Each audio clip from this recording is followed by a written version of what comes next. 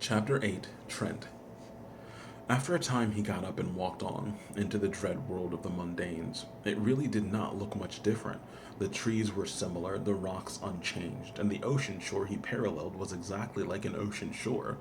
Yet an intense nostalgia gripped him. His prior euphoria had been but the swing of the pendulum, providing a false buoyancy. Better if he had died in the crossing. Well, he could still go back.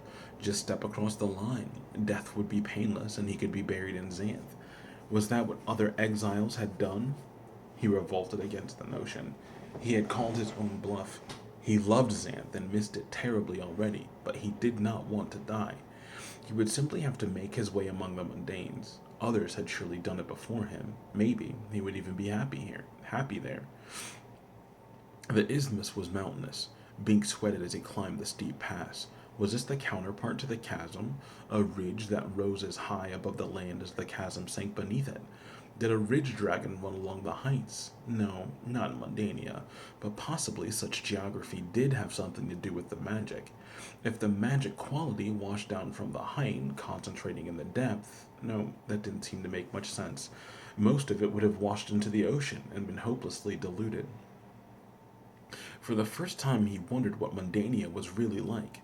Was it actually possible to survive without magic? It would not be nearly as nice as Xanth, but the absence of spells should represent a formidable challenge, and there should be some decent places in it.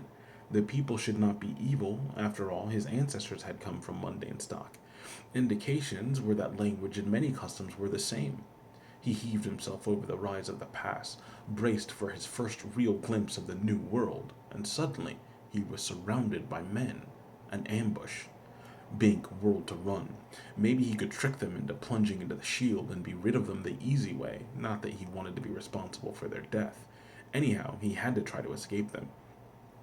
But as he turned, his body responding somewhat slower than his thoughts, he found a man behind him, blocking the way with drawn sword.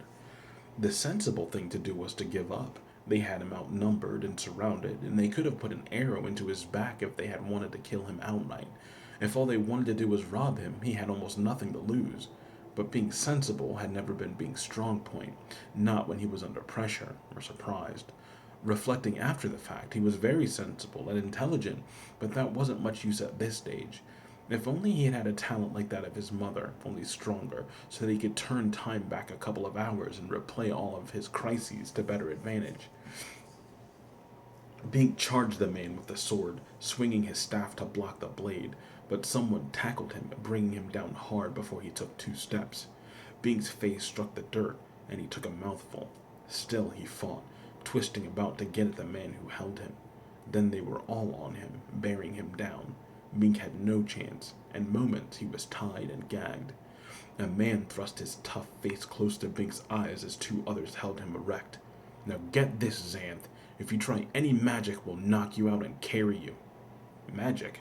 They didn't know that Bink had none he could use, or that if he had, it would be no good out here beyond the shield, but he nodded, showing he understood.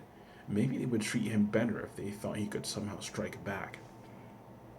They marched him down the other side of the pass and to a military camp on the mainland behind the isthmus. What was an army doing here? If it were an invasion of Xanth, it could not succeed. The shield would kill 1,000 men as readily as one.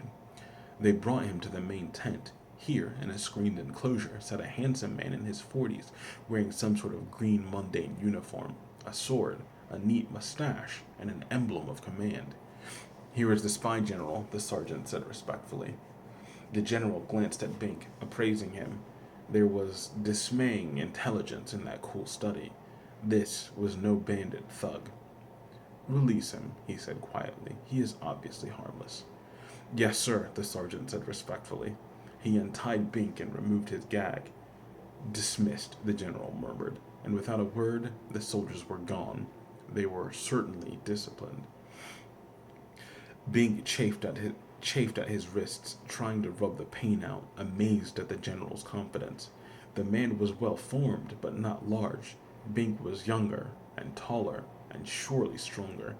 If he acted quickly, he might escape. Bink crouched, ready to jump at the man and knock him down. Suddenly, the general's sword was in his hand, pointed at Bink. The man's draw had been a blur. The weapon had jumped into his hand as if by magic, but that obviously could not be the case here. I would not advise it, young man, the general said, as if warning him not to step on a thorn. Big staggered, trying to break without falling on the point of the sword. He did not succeed, but as his chest bore on that blade, the sword retreated, returning to its scabbard. The general, now on his feet, caught Bink by his elbows and stood him back upright. There was such precision and power in the action, that Bink knew he had grossly underestimated this man. He had no chance to overcome him, with or without the sword. Be seated, the general said mildly.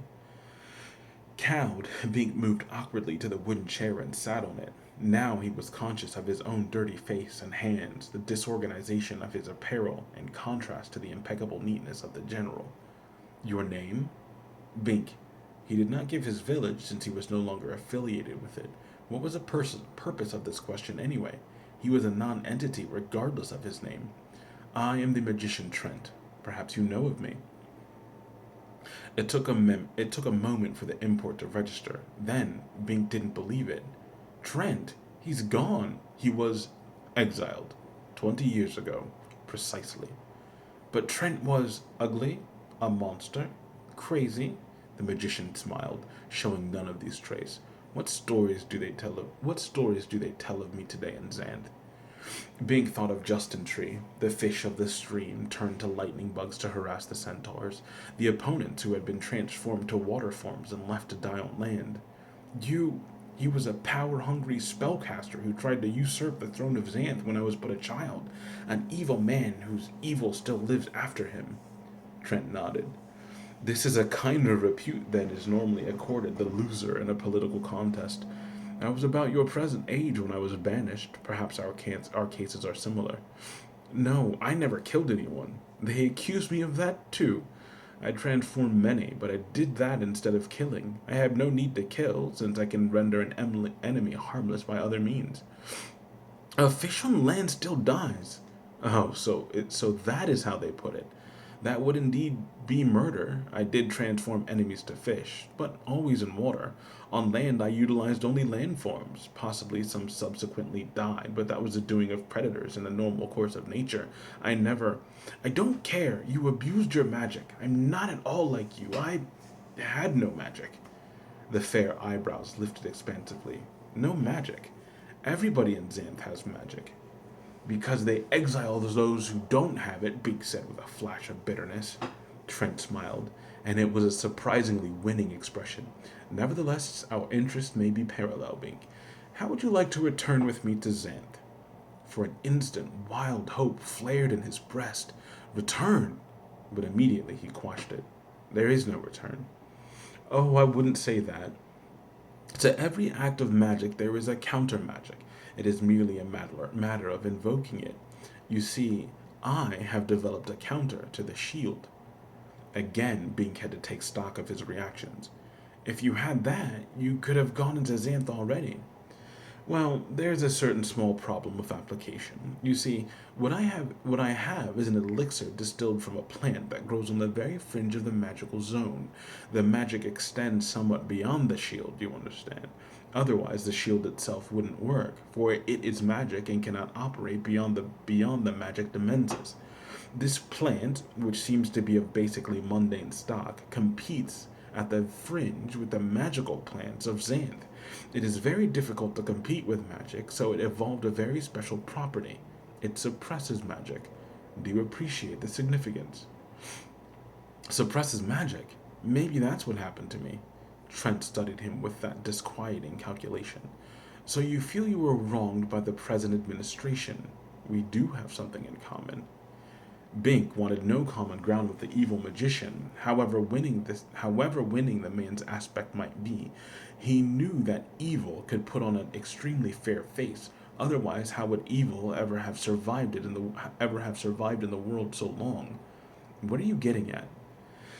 The shield is magic, therefore the elixir should nullify it, but it does not because the source of the shield is not touched. It is necessary to reach the shield stone itself. Unfortunately, We do not know precisely where that stone is now, and there is not enough elixir to blanket the entire peninsula of Xanth, or even a significant fraction of it. It makes no difference, Bing said. You knowing where the shield stone is would not bring it within your reach. Ah, but it would. You see, we have a catapult with a sufficient range to drop a bomb anywhere in nearby Xanth. We have it mounted on a ship that could sail right around Xanth, so it is very likely that we could drop a container of elixir on the shield stone, if only we had the precise coordinates. Now, Bink understood. The shield would collapse, and my army would overrun Xanth. Of course, the magic dampening effect would be temporary, for the elixir dissipates readily, but a mere 10 minutes would suffice to get the bulk of my army across the line. I have been drilling the men in swift, short-range maneuvers. After that, it would merely be a matter of time until the throne was mine. You would return us to the days of conquest and ravage, Bink said, horrified. The 13th wave, worse than all the rest. By no means. My army is disciplined. We shall exert precisely that force that is necessary, no more. My magic will probably eliminate most resistance anyway, so there need be very little violence. I do not wish to ruin the kingdom I am to rule. So you haven't changed, Bing said. You're still hungry for the illicit power. For illicit power. Oh, I have changed, Trent assured him. I have become less naive, more educated and sophisticated. The mundanes have excellent educational facilities and a broader worldview, and they are ruthless politicians. I will not this time underestimate the determination of my opposition or leave myself foolishly vulnerable. I have no doubt I will make a better king than I would have 20 years ago. Well, count me out. But I must count you in, Bink. You know where the shield stone is. You know where the shield stone is located. The evil magician leaned forward persuasively. It is important that the shot be precise. We have only a quarter-pound of elixir, and that is the labor of 2 years' work. We have virtually denuded the fringe region of the source plants. Our supply is irreplaceable. We dare not guess at the location of the shield stone. We require a precise map, a map that only you can draw. So there it was. Trent had posted his men to ambush any travelers from Xanth so that they could update him on the precise position of the shield stone. That was the only piece of information the evil magician needed to initiate his wave of conquest. Bink had merely happened to be the first exile to walk into the trap. No, I won't tell you. I won't help you overthrow the legitimate government of Xanth. Legitimacy is commonly defined after the fact, Trent remarked. Had I been successful 20 years ago, I would now be the legitimate king, and the present monarch would be a reviled outcast noted for drowning people irresponsibly. I presume the Storm King still governs. Yes, Bing said shortly. The evil magician might try to convince him that all was merely palace politics, but he knew better. I am prepared to make you a very handsome offer, Bink. Virtually anything you might desire in Xanth. Wealth, authority, women. He had said the wrong thing. Bink turned away. He would not want Sabrina on that basis anyway, and he had already turned down what amounted to a similar offer by the sorceress Iris. Trent steepled his fingers. Even in that minor mannerism there was implied power and ruthlessness. The magician's plans were too finely meshed to be balked by a willful exile. You may wonder why I choose to return to Xanth after 2 decades and evident success in Mundania. I have spent some time analyzing that myself. No, Big said. But the man only smiled, refusing to be ruffled, and again Bink had the uneasy feeling that he was being skillfully maneuvered, that he was about to play into the hands of the magician, no matter how he tried to fight it. You should wonder, lest you allow your outlook to be unconscionably narrow, as mine was when I emerged from Xanth. Every young man should go abroad into the mundane world for a period of a year or 2 at least. It would make him a better citizen of Xanth. Travel of any type tends to broaden one. Bink could not argue with that. He had learned a great deal in his 2-week tour of Xanth. How much more would a year in Mundania teach him? In fact, the magician continued, when I assume power, I shall institute such a policy. Xanth cannot prosper cut off from the real world in isolation. Xanth cannot prosper cut off from the real world, and isolation is only stagnation. Bink could not restrain his morbid curiosity. The magician had intelligence and experience that appealed insidiously to Bink's own intellect. What is it like out there? Do not speak with such distaste, young men. Mundania is not the evil place you may imagine. That is part of the reason the citizens of Xanth need more exposure to it. The ignorance of isolation breeds unwarranted hostility. Mundania is in many respects more advanced, more civilized than Xanth. Deprived of the benefits of magic, the mundanes have had to compensate in ingenious ways.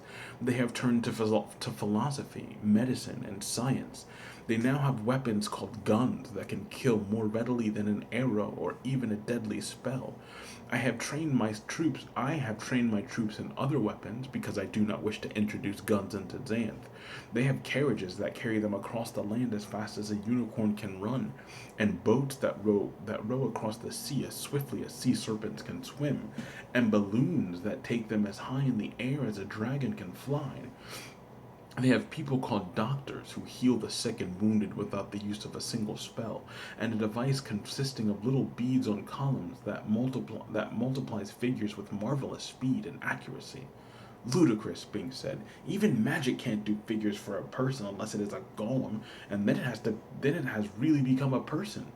This is what I mean, Bing. Magic is marvelous, but it is also limited. In the long run, the instruments of the mundanes may have greater potential. Probably the basic lifestyle of the mundanes is more comfortable than that of many Xanths. There probably aren't as many of them, Bing muttered, so they have no competition for good land. On the contrary, there are millions of people there. You're never going to convince me of anything telling such tall stories, Bing pointed out. The north village of Xanth has about 500 people, counting all the children, and that's the largest one. There can't be more than 2,000 people in the whole kingdom. You talk of thousands of people, but I know the mundane world can't be much larger than Xanth. The evil magician shook his head in mock sadness. Bing, none so blind as those who will not see. And if they really have balloons flying through the air carrying people, why haven't they flown them over Xanth? Bing demanded hotly, knowing he had the magician on the run. Because they don't know where Xanth is, don't even believe it exists. They don't believe in magic, so don't believe in magic. The humor had never been very funny, and it was getting worse. The mundanes never did know very much about magic, Trent said seriously. It appears a great deal in their literature, but never in their daily lives. The shield has closed off the border, as it were, so no truly magic animal has been seen in Mundania in about a century. It may be to our interest to keep them ignorant, he continued, frowning. If they ever get the notion Xanth is a threat to them, they might use a giant catapult to lob in firebombs. He broke off, shaking his head as though as at some horrible thought. Bink had to admire the perfection of the mannerism, which was as apt as any his father Roland has employed. Which was as apt as any his father Roland employed. He could almost believe there was some fantastic threat lurking. No, the magician concluded. The location of Xanth must remain secret for now. It won't remain secret if you send all Xanth youths out into Mundania for 2 years.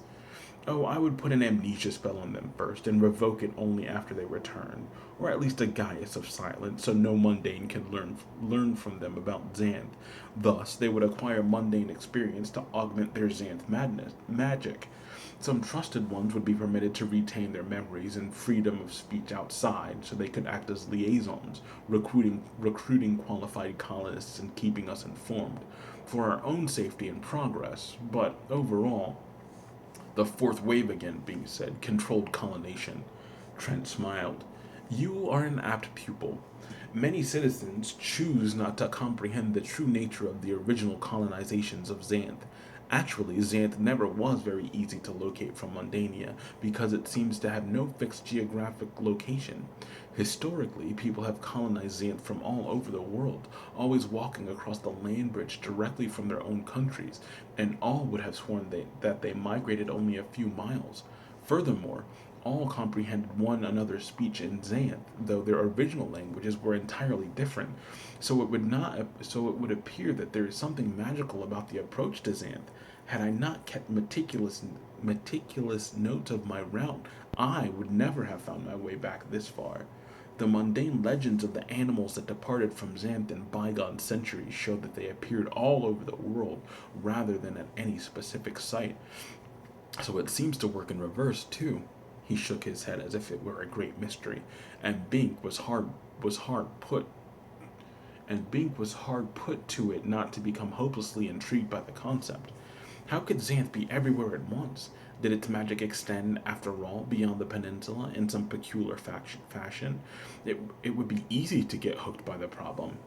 If you like Mundania so well, why are you trying to get back to Xanth? Bink demanded, trying to distract himself from temptation by focusing on the magician's contradictions. I don't like Mundania, Trent said, frowning. I merely point out that it is not evil and that it has considerable potential and must be reckoned with.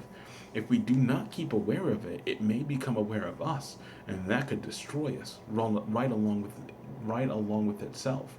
Xanth represents a haven like none other known to man, a provincial backwater haven, to be sure, but there is no other place quite like it. And I am a magician. I belong in my land, with my people, protecting them from the horrors arising, which you are not equipped to even imagine. He lapsed back into silence. Well, no mundane tales are going to make me tell you how to get into Xanth, Bink said firmly. The magician's eyes focused on Bink as if only now he was becoming aware of his presence. I would prefer not to have to employ coercion, Trent said softly. You know my talent. Bink felt a shiver of extremely ugly apprehension. Trent was the transformer, the one who changed men into trees, or worse, the most potent magician of the past generation, too dangerous to be allowed to remain in Xanth. Then he felt relief. You are bluffing, he said. Your magic can't work outside Xanth, and I'm not going to let you into Xanth. It is not very much of a bluff, Trent said evenly. The magic, as I mentioned, extends slightly beyond the shield. I can take you to that border and transform you into a toad, and I shall do it, if I have to.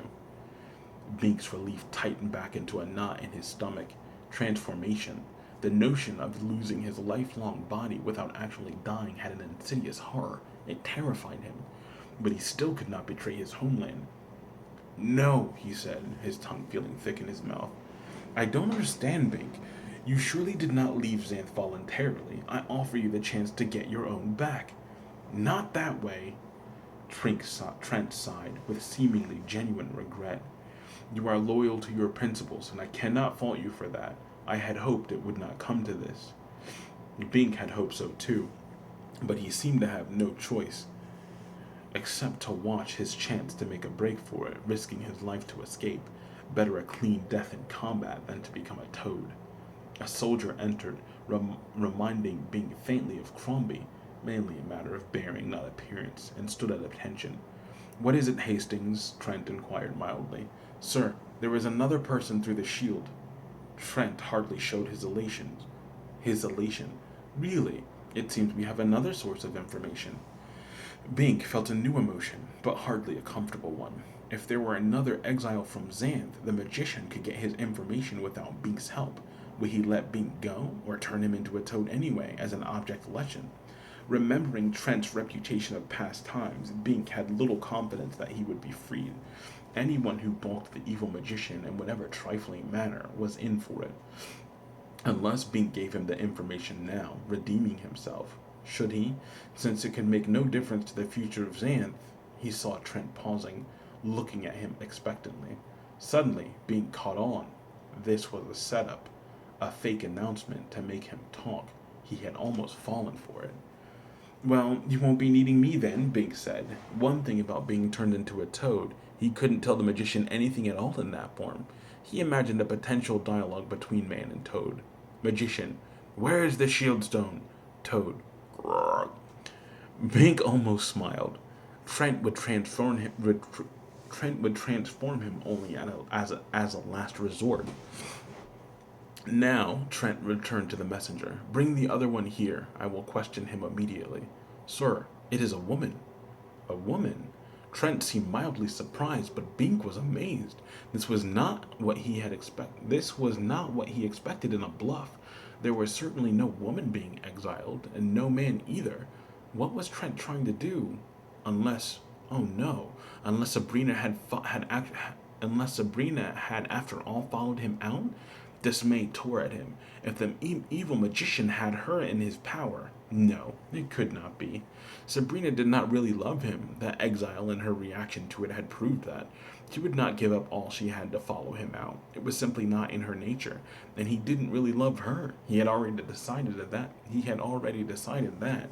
So this had to be, a complex ruse on the part of the magician. Very well, Trent said. Bring her in. It couldn't be a bluff then, not if they actually brought her in. And if it were Sabrina, it couldn't be. He was quite absolutely positively certain of that. Or it couldn't be a bluff then, not if they actually brought her in. And if it were Sabrina, it couldn't be. He was quite absolutely positively certain of that. Or was he attributing his own attitudes to her? How could he really know what was in her heart? If she had followed him, he couldn't let her be changed into a toad. Yet with all of Xanth at stake, Bink threw up his hands mentally. He would just have to play it as it came. If they had Sabrina, he was lost. If it were an ingenious bluff, he had won, except that he would be a toad. Perhaps being a toad would not be so bad. No doubt flies would taste very good, and the lady toads would look as good as human girls did now. Maybe the great love of his life was waiting in the grass, warts and all. The ambush details arrived, half carrying a struggling woman. Bink saw with relief that it was not Sabrina, but a marvelously ugly female he had never seen before. Her hair was wild, her teeth gnarly, her body sexually shapeless. Stand, Trent said mildly, and she stood, responsive to his easy air of command. Your name? Fanchance, he said rebelliously. Yours? The magician Trent. Never heard of you. Bink, caught by surprise, had to cough to conceal his snort of laughter, but Trent was unperturbed. This puts us on an even footing, Fanchon. I regret the inconvenience my men may have caused you. If you will kindly inform me of the location of the shieldstone, I shall pay you well and send you on your way. Don't tell him, Bink said. He means to invade Xanth. She wrinkled her bulbous nose. What do I care about Xanth? She squinted at Trent. I could tell you, but how do I know I can trust you? You might kill me as soon as you had your information. Trent tapped his long, aristocratic fingers together. This is a legitimate concern. You have no way of knowing whether my given word is good. Yet it should be obvious that I bear no malice to those who assist me in the pursuit of my objectives.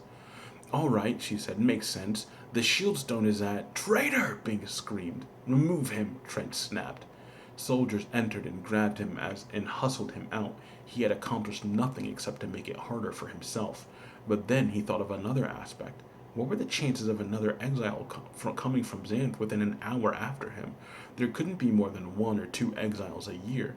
It was big news when anyone left Xanth. He had heard nothing about it, and no second trial had been scheduled. So Fanchon was not an exile. She was probably not from Xanth at all. She was an agent, planted by Trent, just as Bink had first suspected. Her purpose was to convince Bink that she was telling Trent the location of the shieldstone, tricking him into confirming it. Well, he had figured out the scheme, and so he had won. Do what he might, Trent would not get into Xanth. Yet there was a nagging uncertainty.